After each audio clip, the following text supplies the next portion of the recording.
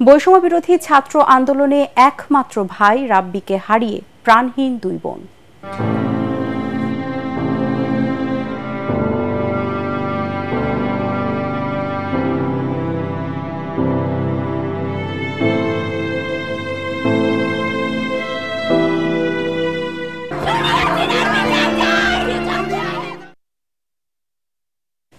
এবারে বিস্তারিত।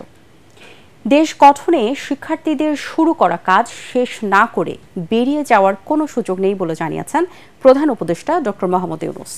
শিক্ষার্থীদের সাথে মতবিনিময় কালে তিনি বলেন, জনগণ যে সুযোগ দিয়েছে তা হাতছাড়া করা যাবে না।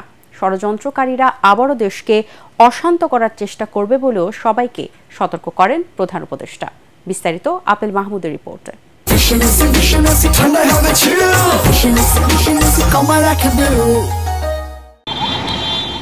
নিজ কার্যালয়ে প্রথমবারের মতো বৈষম্য বিরোধী ছাত্র আন্দোলনে অংশ নেয়া শিক্ষার্থীদের সাথে মতবিনিময় করেন অন্তর্বর্তীকালীন সরকারের প্রধান উপদেষ্টা ডক্টর মোহাম্মদ ইউনূস। এতে শিক্ষা প্রতিষ্ঠানে রাজনীতি বন্ধ, দ্রব্যমূল্য নিয়ন্ত্রণ সহ বিভিন্ন সরকারি প্রতিষ্ঠানে অনিয়ম দূর করতে করণীয় তুলে ধরেন শিক্ষার্থীরা। আন্দোলন একটা রাজনীতির অংশ, সেই রাজনীতিটা ক্যাম্পাসের বাইরে থাকবে। সকলের ব্যক্তিগত মতাদর্শ থাকতে পারে, সে শিক্ষক হোক, সে ছাত্র হোক, সেই শিক্ষক সেই মতাদর্শ থাকবে শুধুমাত্র চায়ের চুমুকে। এই জায়গাটাতে আমাদেরকে একটু লক্ষ্য রাখতে হবে যাতে ধর্মকে, যেটাকে আমরা বলি ধর্মকে ব্যবহার করে যে রাজনৈতিক ব্যাপার, সেটাকে বন্ধ করতে হবে। এই রক্ত ঝরেছে, সেটা ঋণ শোধ করার দায় এখন আমাদের কাঁধে।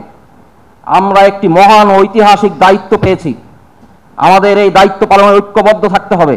আমরা যখন যে কোনো হাসপাতালে যাই, হাসপাতালের এমার্জেন্সি গেট থেকে শুরু করে কেবিনে বা ওয়ার্ডে একটা সিট নেওয়া পর্যন্ত যে দুর্নীতি, যে অনিয়ম, যে অরাজকতা চলে, যত দ্রুত সম্ভব এবং কার্যকরী পদক্ষেপ নিয়ে এই হেনস্থাটা যেন আর না হইতে হয় যে কোনো রোগীদেরকে, সেই ব্যবস্থাটা আসলে নেওয়া উচিত। আগামীর বাংলাদেশ গড়তে সবাইকে এক হয়ে কাজ করার আহ্বান জানিয়ে প্রধান উপদেষ্টা বলেন, জনগণ যে সুযোগ দিয়েছে তা কাজে লাগাতে হবে। বহু লোক বসে আছে যারা এই দুঃস্বপ্ন থেকে আমরা জেগে ওঠার কারণে তারা দিশেহারা হয়ে গেছে। একদিন চুপচাপ শুয়ে শুয়ে দুঃস্বপ্নের মধ্যে এরা ছিল, দুঃস্বপ্ন দেখছিল, আমরা শান্ত আনন্দ সহকারে লুটপাট করে যাচ্ছিলাম, হঠাৎ করে গোলমাল হয়ে গেল।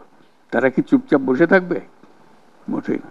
খুব চেষ্টা করবে আবার তোমাদেরকে দুঃস্বপ্নের মধ্যে যাতে ঢুকিয়ে দেওয়া যায়, তারা শান্তমতে আবার শান্তিতে আবার তাদের রাজত্ব চালাতে পারে। তারা চেষ্টার ত্রুটি করবে না।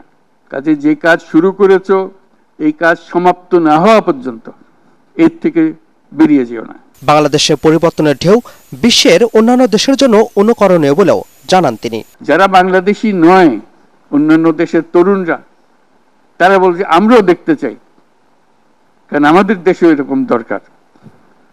কাজে এটা কোনো সীমাবদ্ধ নয় যে বাংলাদেশের মনের মধ্যে তোমরা প্রচন্ড ঢেউ জাগিয়ে দিয়েছ, প্রচন্ড স্বপ্ন জাগিয়ে দিয়েছ, তোমরা সারা পৃথিবীর তরুণকে জাগিয়ে দিয়েছ। কোনো কুচক্রী মহল যেন ফায়দা লুটতে না পারে, সেজন্য শিক্ষার্থীরা সবাইকে সতর্ক থাকার পরামর্শ দেন মতবিনিময় অনুষ্ঠানে।